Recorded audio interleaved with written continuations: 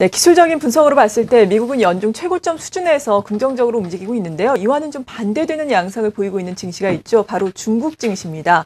중국의 상하이 종합지수 연중 최저점 부근에서 불안하게 움직이고 있죠. 최근에는 장중 한때이긴 하지만 2000선이 무너지기도 했는데요. 이에 따라서 또 중국에서 증시 부양책이 나올 것이다라는 기대감으로 어제는 상하이 종합지수가 2.5% 정도 상승을 하기도 했습니다. 간밤에 마감한 미국 증시 역시 중국 경기 부양에 대한 기대감이 좀 긍정적으로 작용을 하는 양상이었는데요. 중국에 대해서 좀 자세하게 짚어보도록 하죠. 키움증권의 이용묵 연구원 연결합니다. 안녕하세요. 예, 안녕하십니까. 네, 먼저 어제 급등에 따라서 오늘은 다소 조정을 받고 있는 중국의 상하이 종합지수. 중국 내에서는 일단 상하이 종합지수 2000선까지 하락을 함에 따라서 정책 대응에 좀 분주한 양상이라고요. 예, 일단 어제 같은 영상을 보시면은 방금 말씀하셨듯이 추가적인 그 정책들이 나올 것이다라는 예상을 굉장히 많이 하게끔 한 하루였었던 것 같습니다.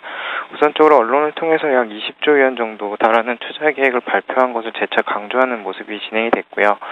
보시면은 지방정부와 중앙정부가 발표한 투자 계획 전체를 하나하나 따져볼 수 있는 그런 기회가 됐었습니다. 일단 총칭, 귀주, 후난, 사천성 같은 지역의 지역 개발, 그리고 다른 그 지역에 대한 그 경제 특구 같은 그런 지역 개발에 대한 그 투자 규모가 5조 위안 정도 나타나면서 전체적으로 20조 위안이라는 그 대규모 투자 사업을 할 것이라는 강력한 의지를 보여줬고요.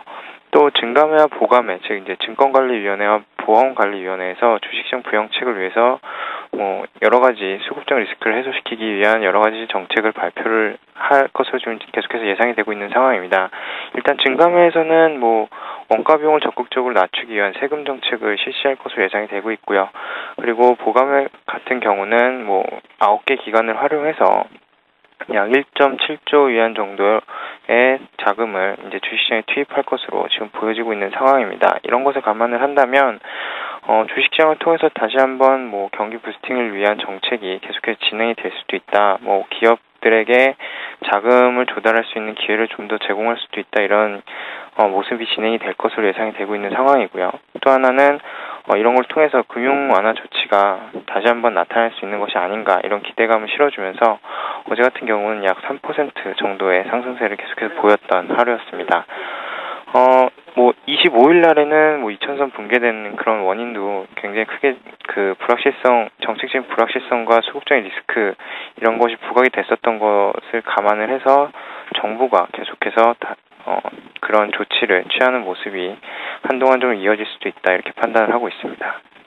네, 지금까지 키움증권의 이용묵 연구원과 함께 중국의 이슈들 알아봤습니다. 감사합니다. 예,